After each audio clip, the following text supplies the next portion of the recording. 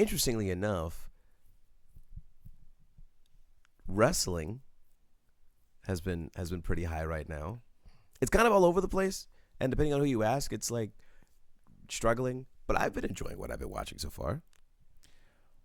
Well, contrary to what you might believe, given what we've talked about up until this point, I'm actually relatively easy to please. So I have to agree with you. It's not perfect. I can see its flaws. I'm a relatively new wrestling fan. What is it? 05? It's 2025. So I'm 2 years in.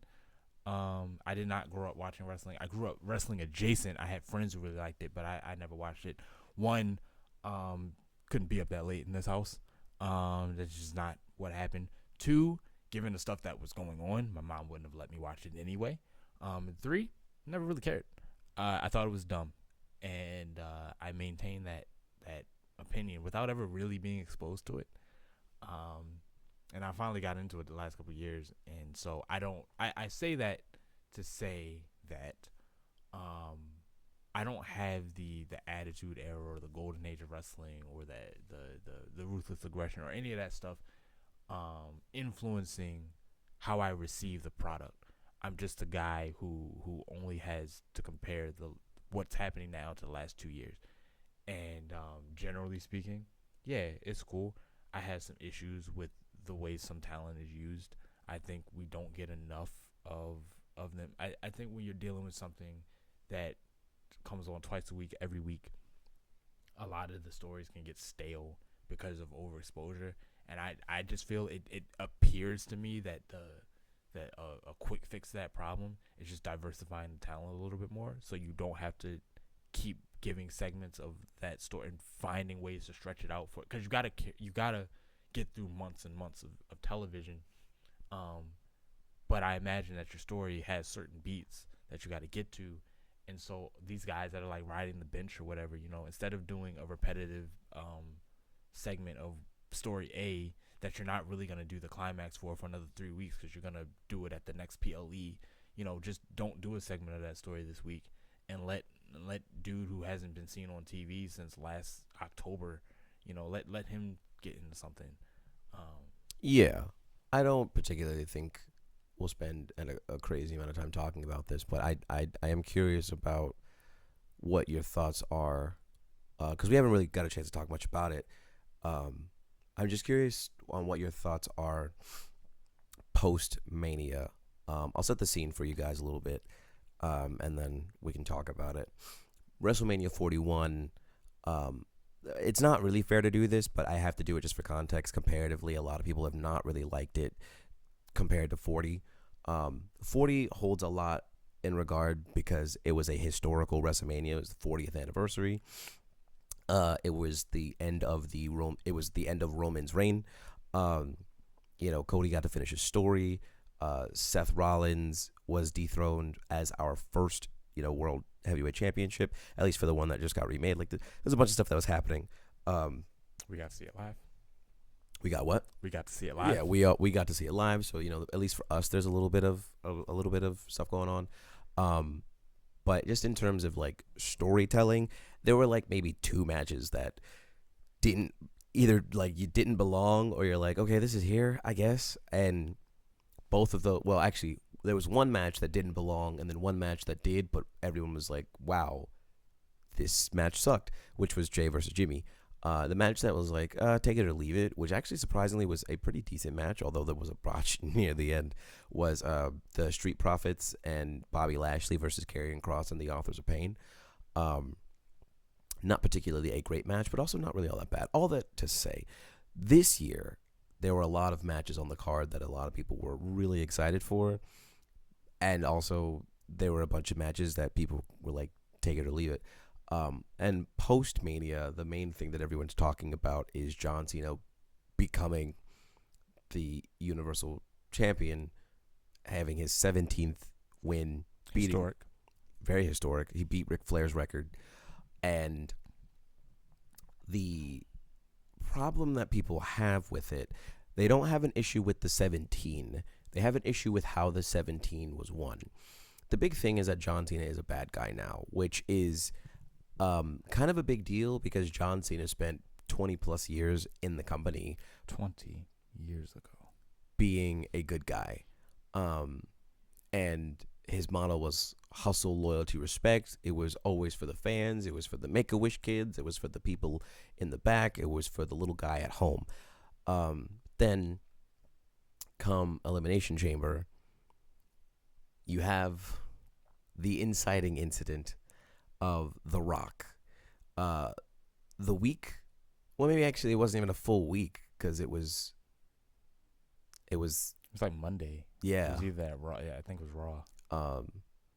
On Monday, The Rock had come out. It was like, hey, Cody Rhodes, I can give you, I can show you the world.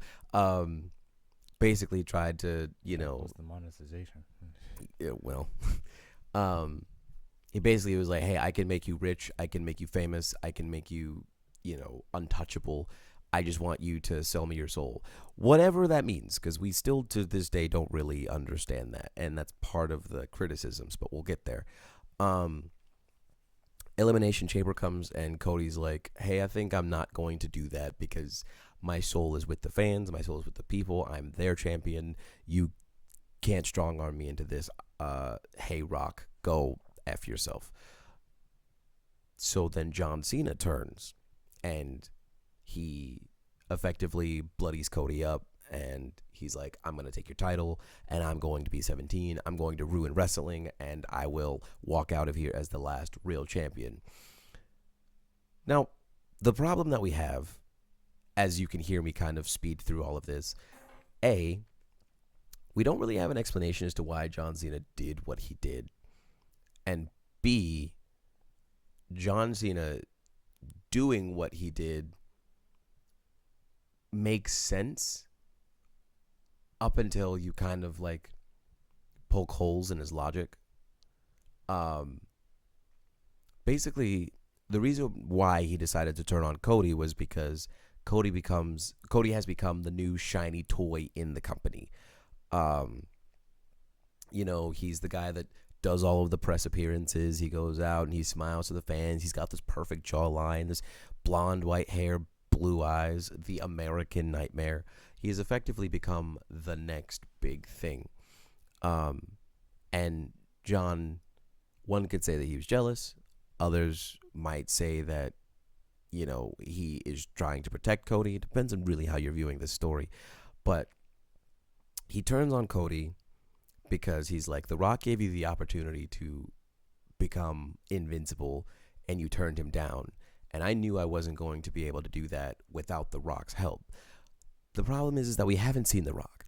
In fact, the way John Cena won the 17th title, because he knew he was not going to be able to beat Cody, was Travis Scott, which is a name that I have been avoiding saying because he's not really relevant to the story except until right now. Travis Scott comes out and distracts Cody Rhodes and allows John Cena to kind of get into a moment where he can cheat effectively to win the title. The ref has already been knocked out. John Cena grabs the belt. He's going to go hit Cody over the head with it. And Cody catches him. And he's like, you're not going to one-up me like that. And John looks at him and he pleads with him, old school Harley Race style. And it's like, you don't have to do this. You said you weren't going to stoop to their level, yada, yada, yada. Really just like be the good guy that you said you were going to be. And Cody looks at him and he's like, you know what? You're right. I'm not going to do this. And not The Rock, John Cena takes that, kicks Cody in the balls, hits him with the title, 1, 2, 3, wins the championship. Which is a really sour way to end WrestleMania Night 2 because it just feels, A, anticlimactic. The way that everything happened, it was really cheap. Post-Mania, we have seen John Cena's story extend into Randy Orton, which Randy Orton was a very big part of John Cena's story because they effectively grew up in the company together. So Backlash, which is this coming Saturday, we will see John Cena and Randy Orton fight again. Only it's kind of a bit of a Twilight Zone where John Cena is the bad guy and Randy Orton is the good guy, because every other fight that they've had, it's been in reverse. Some other things that have happened with Mania. Uh, Becky Lynch is back, and she's a bad guy now. It seems like they're taking a lot of what we considered childhood heroes, and like turned them into just terrible people for the sake of expressing that with time you live long enough to become the villain. Um, which seems like the theme of what's happening over these next couple of feuds. Um, Jey Uso is fighting Logan Paul, which a lot of people are upset about. Malachi Black, who was somebody with the WWE, who then went over to a different promotion and came back, is here, and he's doing some stuff. I guess what all of this to say, the general state of wrestling right now is kind of in a weird spot because a lot of people feel like post Mania, while we've been moving the needle forward, we don't really know where we're going. And there's a bunch of matches I didn't talk about, some other things that you could maybe get into if you wanted to.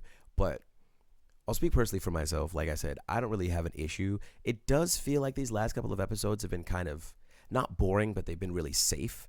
Nothing really has progressed much outside of Randy Orton cutting an absolutely scathing promo last Friday, which is really good because he's always fantastic on the mic. But it feels like SmackDown, Raw, these episodes have just been kind of middle of the road leading up to Backlash. Nothing really super crazy or interesting has happened. Um, and that's how I personally feel. What are your thoughts? Well, I can't know any of this because I'm not in the room where it happens, as the saying goes. But a lot of what I've heard in like interviews and other fans who analyze this kind of stuff and look into it, there seems to be like some kind of like power struggle going on in the company, in the writers' room between TKO board and Hunter, the chief executive officer for creative.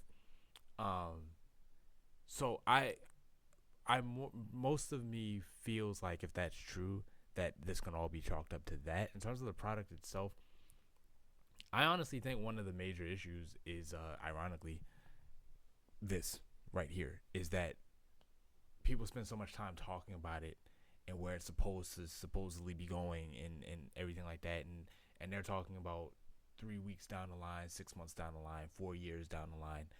Um, None of this stuff gets an opportunity to breathe before we're already like somebody will come in, they'll have a great match. We're already talking about main event Wrestlemania, and it's just like you're already putting these crazy expectations on it. Um, and I just think the only real way that ends is in disappointment. So while I'm not blind, like there is what appears to be a lull period, but my experience over the last couple of years, which is the only thing I have to. This lull period seems pretty par for the course. That always seems to happen right after Mania. Now, I will say since I have two other examples to compare it to now, I don't mean this as a slight. It is the reality as I feel it is. These builds to these events have been the weakest I've experienced so far. Um, Backlash 2023, when we were going into Bad Bunny and Damian Priest and Cody and Brock, that was the best one for me. But also, these were builds to events I had never seen, like Royal Rumble, WrestleMania, Elimination Chamber, Bad Blood, Fastlane. All these, they were my first ones. So I mean, I was hanging on to everything that was happening. I was the kid in the candy store at that point. Um, Last year's Road to Backlash, I don't remember being particularly special either.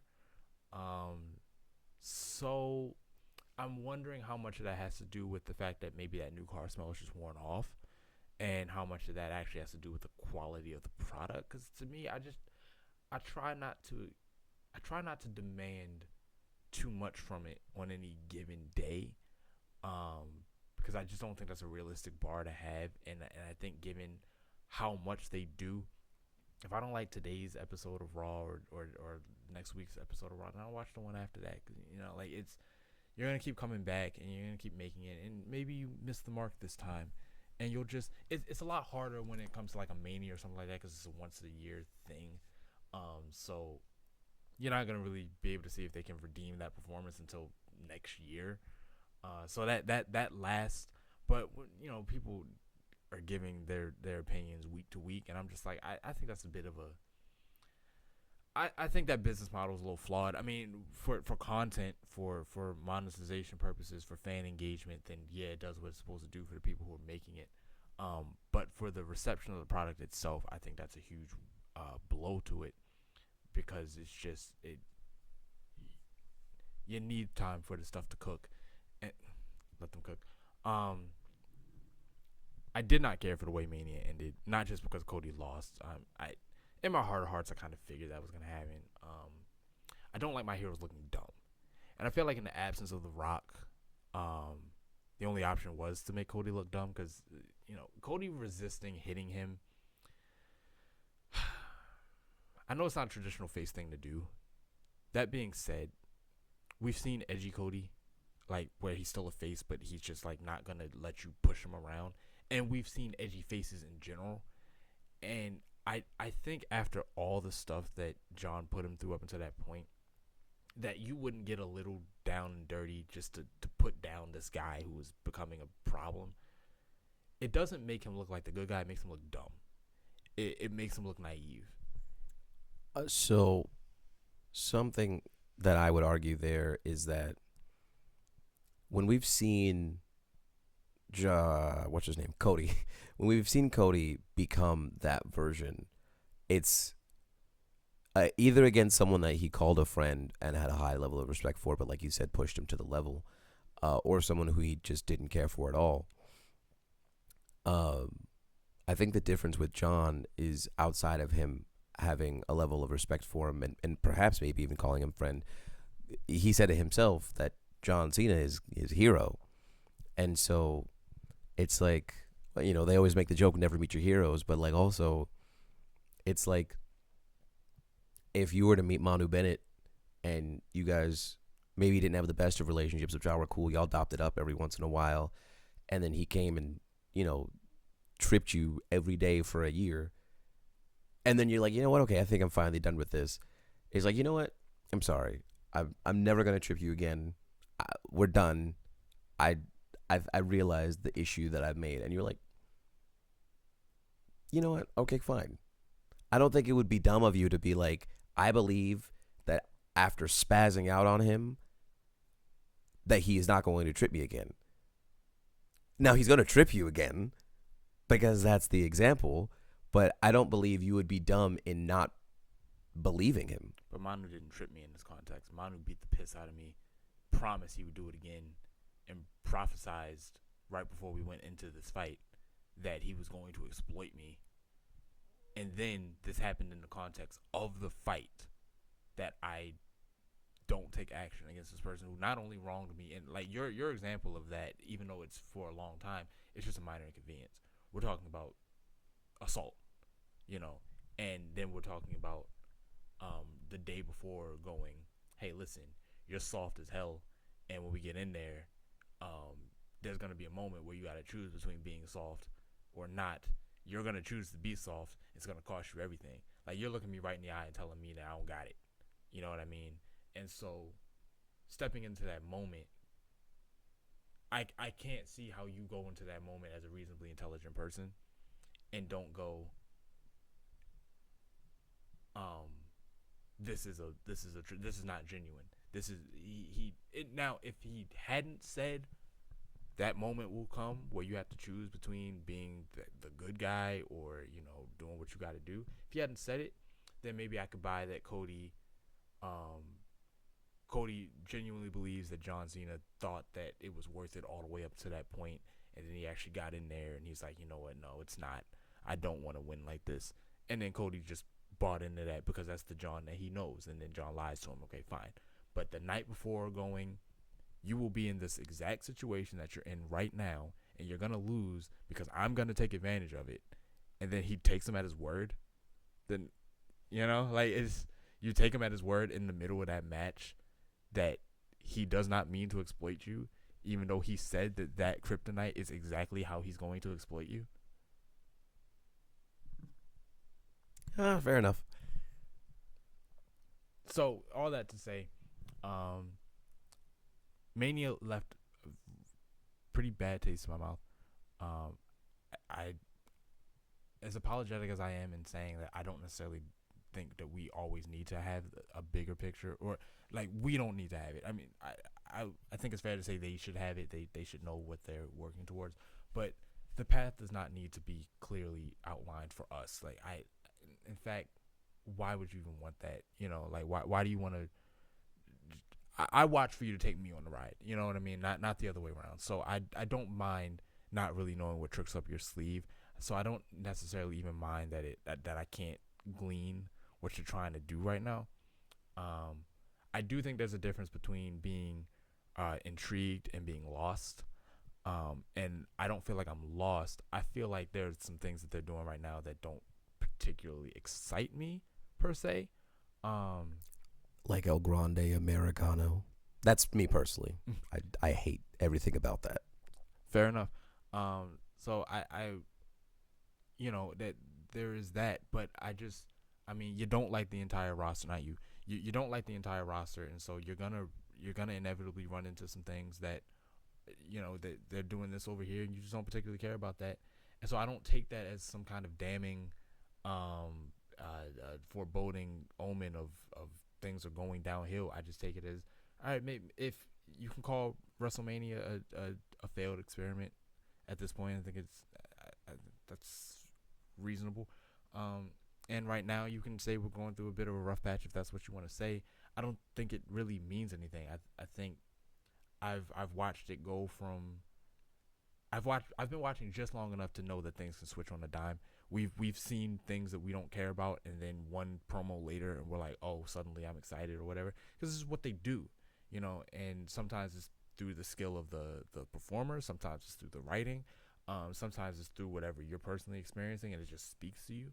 But I think a product like this that operates as often as they do and is constantly moving and constantly traveling, and they come to you consistently week to week, they don't cancel anything like that, deserves a little more grace than what the internet is giving right now.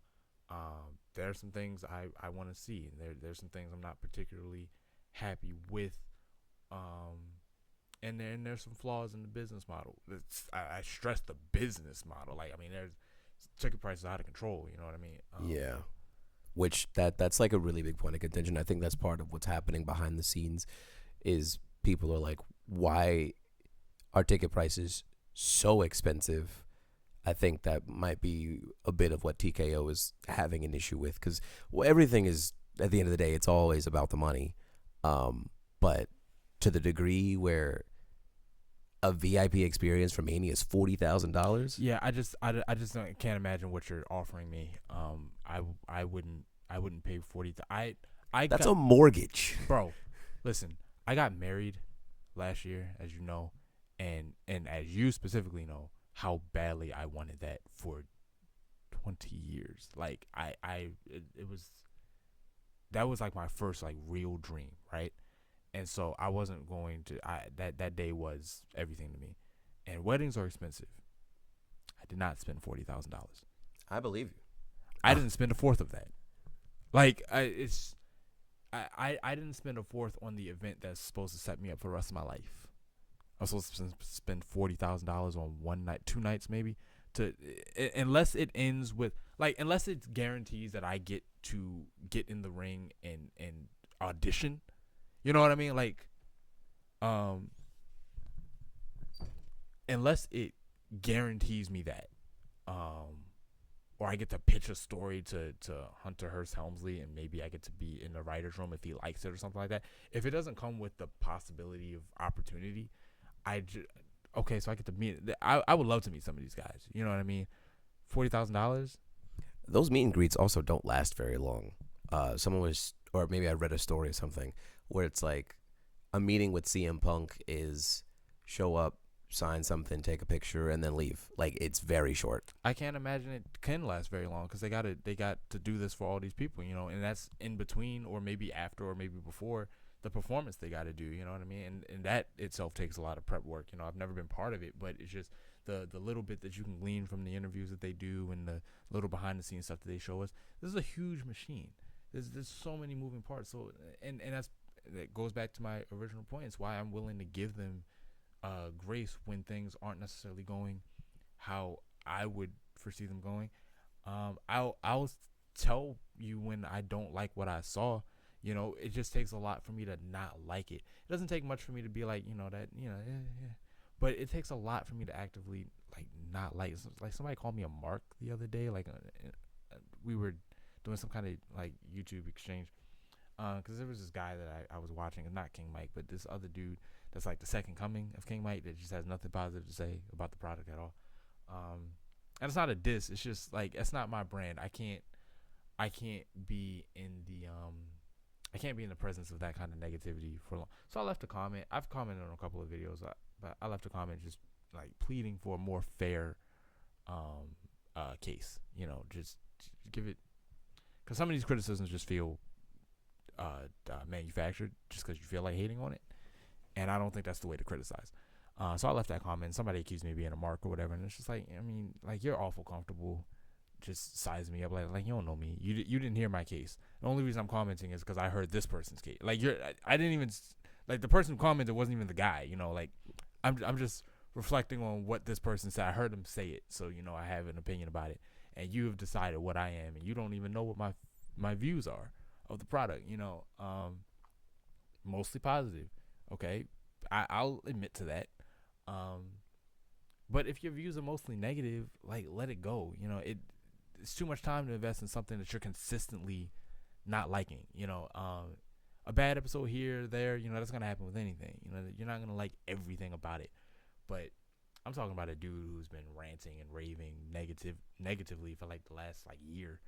And at that point, if it's consistently letting you down, stop watching. Yeah, like it's time to move on. You know, and if you're not, but you know, if you want the engagement online, and I guess I see why you don't, why you have to keep doing it, and you can't really talk about it if you're not watching it or whatever. But you know, it's not for me to be around people who can't find enjoyment in it, and you don't have to like every single thing about it, and you don't have to think it's the greatest thing you've seen. But I try to be a little realistic about what we're doing here, and at the end of the day, we are watching grown men and women in their underwear fake fight. You know, I don't say that as an insult. I say that as a reality. And the bottom line is that even the best of it is good by wrestling standards. Hmm. I know people say, oh, that's cinema. I get that. I get we're all excited. I wouldn't put any of this up against my favorite movie. Like character development, acting, camera work. I wouldn't put any of this up against that. But it's not supposed to be that. You know what I mean? Right. So it's keep it contextualized, you know, and this is bad for wrestling. This is good for wrestling. That's fine. But it's all within the context of wrestling. Sometimes I don't understand what you're trying to get out of it. Keep it light because you know this is a world where somebody can run you over with a car and then you come out and cut a promo the next day and you're hugging. Like what? Nobody gets arrested. You know this ain't real. You know it's fine. I mean we don't watch it because it's real. We watch it because it straddles that line and you know it's entertaining. But it's crummy acting. You know it's clearly like you can see the stage hits or whatever like that. It's I wouldn't put it up against Broadway. You know, because in Broadway you can tell that it's staged because you're watching it on the stage, but the acting is a lot better. But it's different. You know what I mean? Like Broadway, you spend all that time, you spend months and months practicing one show that is the exact same every night you do it. You know, or at least the words are. You know, things happen, but you know you're doing the same show every night. Wrestling, they're doing new episodes every week. Every time you see them, they gotta say something different. They gotta put on a different match. They gotta, you know, they have to do all of that constantly, and then prep for their big events in between. Then do their press tour. It's just a lot. Like get them a break. Like stop. And if you're not gonna give him a break, clock out.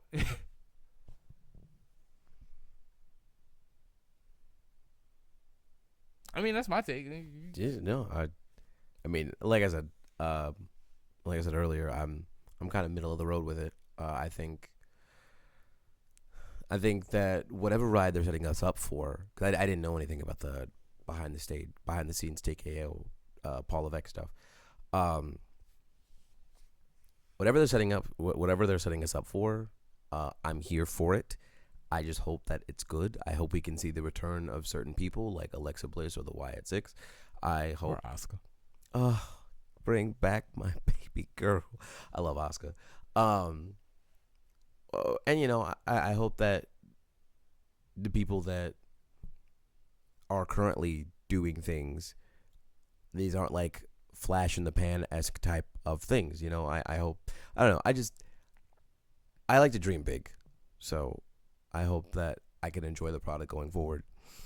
I've enjoyed my time with it so far, and the whole Seth and Braun and Paul Heyman thing is really cool, and rest in peace to Sammy because that man died on Monday.